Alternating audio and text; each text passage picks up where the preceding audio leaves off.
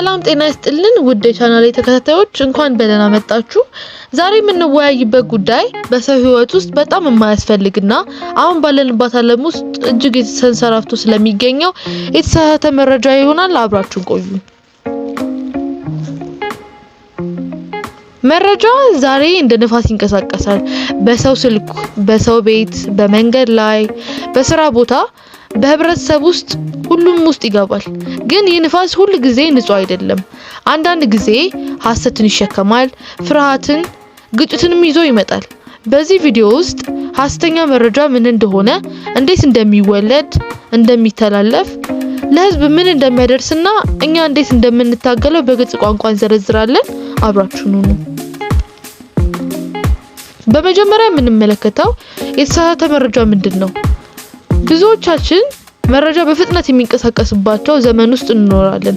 ነገር ግን ከተለመደው መረጃ ጋር የተሳሳተ መረጃ እንዴት እንደምንለይ መረዳት እጅጉን አስፈላጊ ነው። ሁለት ታይፖች አሉት። የመጀመሪያው ሚስኢንፎርሜሽን ሲሆን ሁለተኛው ደግሞ ዲስኢንፎርሜሽን ነው። ሚስኢንፎርሜሽን በምንመለከትበት ጊዜ በድንገት የሚተላለፍ የተሳሳተ መረጃ ነው።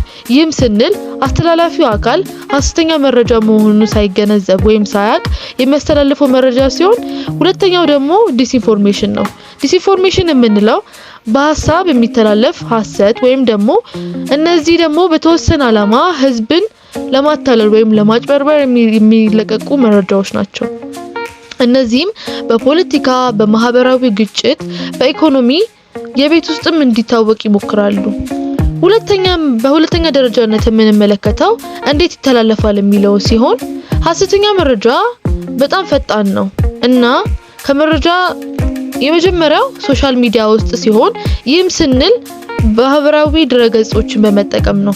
የመጀመሪያው ፌስቡክ፣ ቲክቶክ፣ ቴሌግራም፣ ዩቲዩብ የምንላቸውን በመጠቀም ሲሆን